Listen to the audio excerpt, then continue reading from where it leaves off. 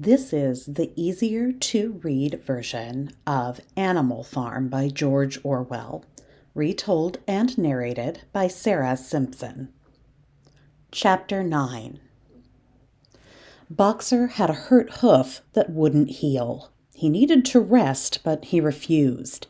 The animals started building a new windmill, and Boxer worked harder on it than anyone. Boxer never complained about his hurt hoof to the other animals, but Clover could tell it was causing him a lot of pain. Clover made medicine to put on his hoof. Clover and Benjamin begged Boxer to rest, but he refused. Boxer told them that he wanted to do as much work on the windmill as he could before he retired. The retirement age for horses was supposed to be 12 years old, and Boxer would be turning 12 in a few months. Since Boxer and Benjamin were best friends, Boxer hoped they would be able to retire at the same time. Life on the farm kept on getting harder. It was another cold winter, and there was even less food. Only the pigs and the dogs got enough to eat. When the other animals asked why the pigs and dogs got food and they didn't, Squealer explained to him that the pigs were making sure that the food was divided up fairly. The pigs and dogs needed more food, so they should have it. Wasn't that the point of animalism? Squealer said the animals weren't seeing the situation accurately. There was plenty of food. He told them that their lives were better than ever.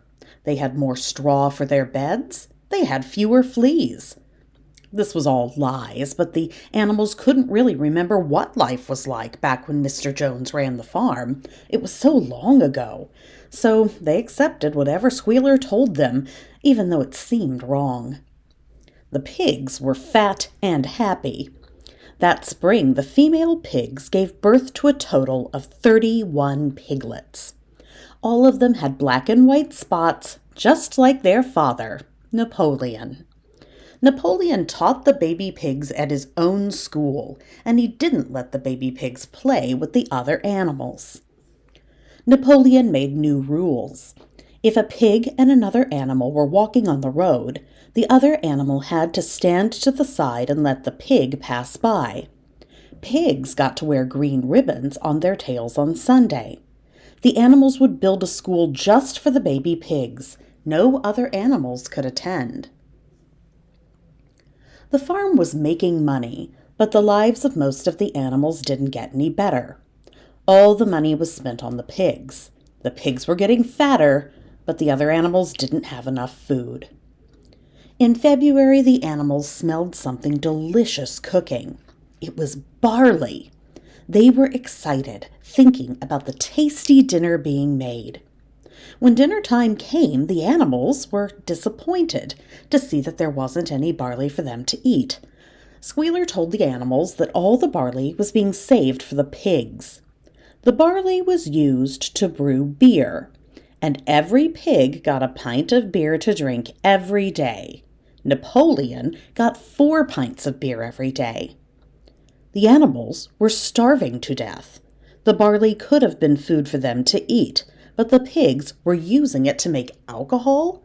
The pigs put their wants ahead of the animals' needs.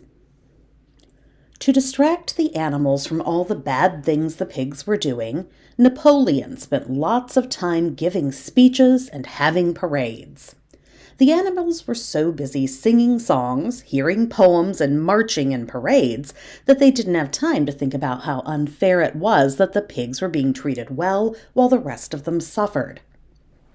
Napoleon called the parades spontaneous demonstrations. This was ironic because the parades were not spontaneous. Napoleon planned them and forced the animals to participate. The sheep liked the spontaneous demonstrations. The other animals didn't. They thought it was stupid to stand outside in the cold. However, anytime someone complained, the sheep would start bleating, 4 legs good, 2 legs bad, until the complaining stopped. In April, Napoleon told the animals that the farm was now a republic. Because they were now a republic, they would have to elect a president. It wasn't much of an election. There was only one candidate, Napoleon. Everyone voted for him. They didn't have any other choice. The story of the Battle of the Cowshed continued to change to make Snowball sound worse and Napoleon sound better. Now the story was that Snowball had fought with Jones and his men. Snowball hadn't been shot. The wounds on his back were from when Napoleon bit him as he chased him away from the farm. The Battle of the Cowshed had been so long ago that nobody remembered the details, so they accepted this new story as the truth. In the summer, Moses the Raven came back to the farm for the first time in years. He told stories about Sugar Candy Mountain. On Sugar Candy Mountain, the animals would never be hungry or tired. They wouldn't have to work. All they had to do was listen to Comrade Napoleon and do what he said, and they would get to go there someday. Many of the animals liked Moses' stories about Sugar Candy Mountain. It made sense to them that there would be someplace wonderful to go as a reward for all their hard work. The pigs didn't like Moses. They said his stories were stupid. However, they let him stay on the farm. Moses never had to do any work, but they gave him food and beer every day. Moses was useful to the pigs. As long as the other animals believed in the stories about Sugar Candy Mountain, they would do what Napoleon said. Boxer's hoof finally got better. He worked harder than ever, even though he was getting old and tired. Boxer never complained, but he was moving slowly and looked like he was in pain. Clover and Benjamin begged him to rest and take care of himself, but he wanted to get as much stone ready for the new windmill as he could before he retired. Late one evening in the summer, 2 pigeons flew up to the barn in a panic. They told the animals that Boxer was hurt. He had fallen down and couldn't get back up. The animals ran to help Boxer. He was lying on his side next to the windmill. He was too weak to move. There was blood coming from his mouth. "Boxer, how are you?" Clover cried. "What's wrong?" "It's my lung," Boxer said. "I can't breathe. I won't be able to work anymore, but I've gotten lots of stone ready for the windmill. I think you'll be able to finish it without me. Benjamin and I will retire together now." "Go get Squealer," Clover shouted. "Tell him Boxer is hurt and we need help right away." Squealer came 15 minutes later. He had a worried look on his face, but it was all an act. He didn't really care about Boxer. Squealer told the animals that Comrade Napoleon was very worried about Boxer. First thing tomorrow, Boxer would go to the animal hospital for treatment. When he was better, he would retire. Comrade Napoleon appreciated all Boxer's years of hard work. The animals were worried about sending Boxer away from the farm, but Squealer promised them that the animal hospital would take good care of Boxer. For the next 2 days, Benjamin and Clover took care of Boxer. Napoleon never came to see him.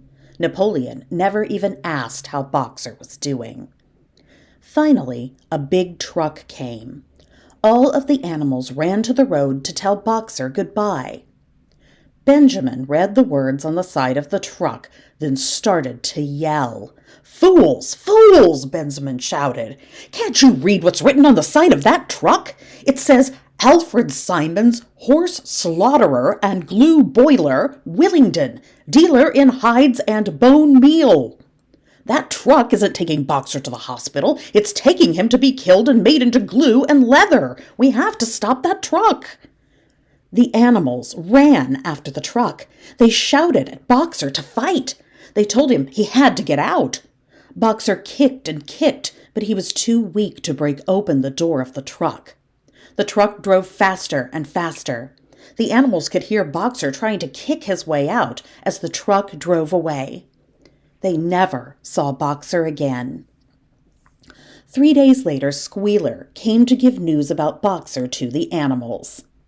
"I was there when Boxer died at the animal hospital," Squealer said, pretending to cry. "I was with him, holding his hoof. Boxer's last words were, 'Forward, comrades!' Long live Animal Farm! Long live Comrade Napoleon! Napoleon is always right. His final wish was that you always remain loyal to Comrade Napoleon. Squealer's face changed. He went back to looking like his normal, sneaky self. I know that some of you saw the truck that took Boxer, and that it had Horse Slaughterer written on the side, Squealer said, but it isn't what you are thinking. The animal hospital bought the truck from a horse slaughterer. They hadn't gotten a chance to paint over the old words yet because they were in such a hurry to take Boxer to the hospital. Did you really think Comrade Napoleon would do something so terrible? The animals wanted to believe Squealer. They wanted to believe that Boxer had died peacefully in the hospital. They accepted Squealer's story because the alternative was too terrible to think about. Napoleon gave a speech about Boxer. He said that he wished they could have brought Boxer's body back to be buried on the farm, but it hadn't been possible. Napoleon reminded the animals that Boxer would want all of them to work harder and remember that he was always right. The pigs had a banquet at the farmhouse to honor Boxer. Only pigs were allowed to attend. The pigs laughed and sang songs all night. It was more like a party for the pigs than a serious occasion to remember Boxer. The pigs slept in until noon the day after the banquet. The animals heard that it was because they had been up all night drinking. Somehow the pigs had got enough money to buy a case of expensive whiskey. If the animals had been smarter, they would have realized that the pigs had gotten the money for the whiskey by selling Boxer to the horse slaughterer. All of Boxer's loyalty and hard work were for nothing. The pigs didn't care about him. They only cared about themselves.